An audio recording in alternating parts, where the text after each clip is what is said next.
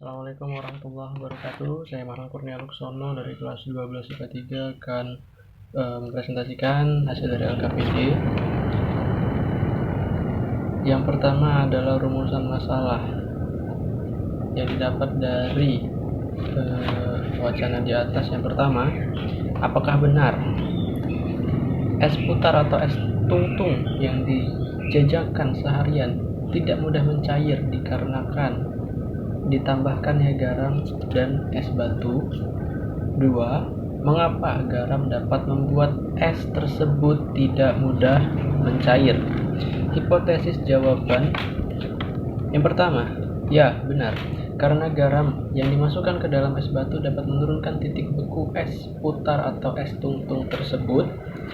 Yang kedua, karena garam mampu mengikat molekul air sehingga dapat membuat es putar atau es tungtung tersebut membeku.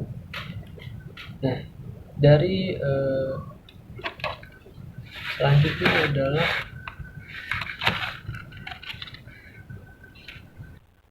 selanjutnya adalah berdasarkan diagram tekanan dan suhu.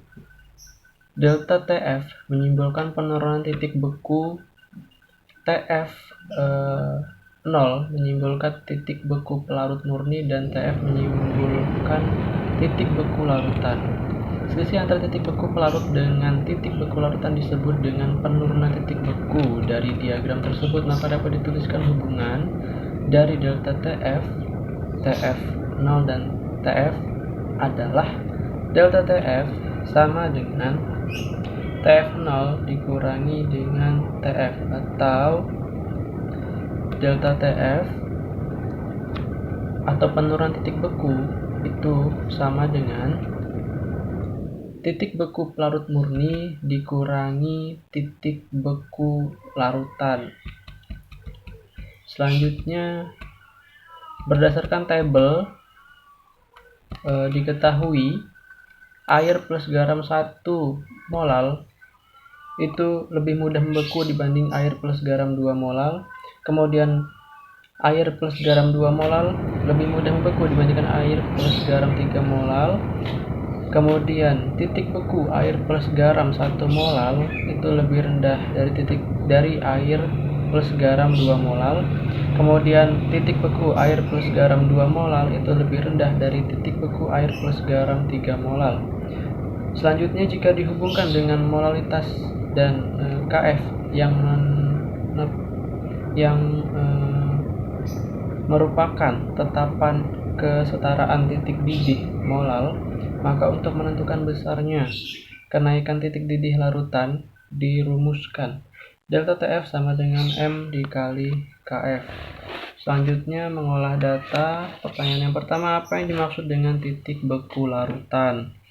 Titik beku larutan adalah suhu atau temperatur pada saat tekanan uap cairan atau larutan sama dengan tekanan uap pelarut murni. Kemudian yang kedua, apa yang dimaksud dengan penurunan titik beku?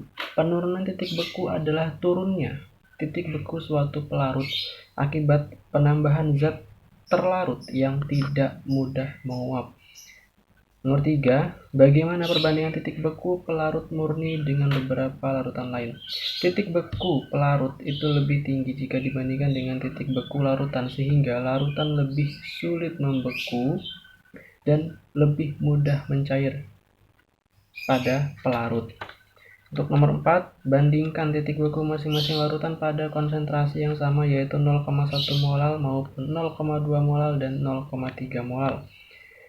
Titik beku larutan 0,1 molal itu lebih tinggi dari larutan 0,2 molal.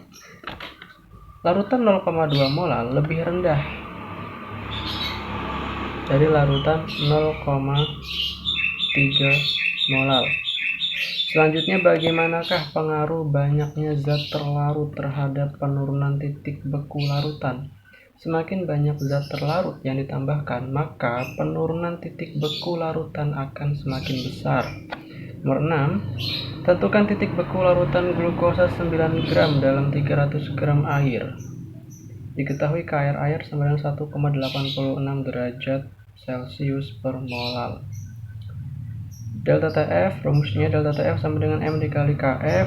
maka sama dengan KF dikali GR per MR dikali 1000 per P, maka 1,86 dikali 9 per 180 dikali 1000 per 300 hasilnya adalah 0,31 derajat Celcius.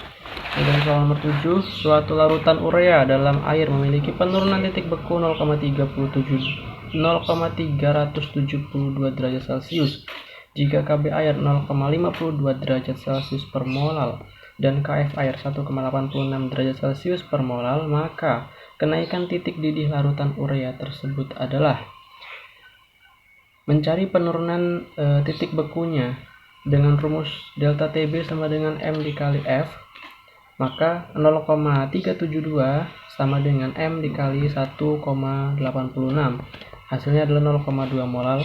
Selanjutnya mencari kenaikan titik didih dengan rumus delta Tb sama dengan M dikali Kb dikali I, maka 0,2 dikali 0,52 sama dengan 0,104 derajat Celcius. Selanjutnya soal nomor 8, hitung titik didih dan beku larutan glikol 20% berdasarkan massa. MR glikol sama dengan 62, Kb air sama dengan 0,52 derajat Celcius M-1, Kf air sama dengan 1,86 derajat Celcius M-1. Mencari molalitas itu sama dengan 20 per 62 dikali 1000 per 80, hasilnya 4,032. Kemudian mencari Tb itu sama dengan 100 derajat plus delta Tb, maka 100 derajat plus molal dikali Kb 100 derajat ditambah 4,032 dikali 0,52, hasilnya adalah 100 derajat ditambah 2,1 derajat, yaitu 102,1 derajat.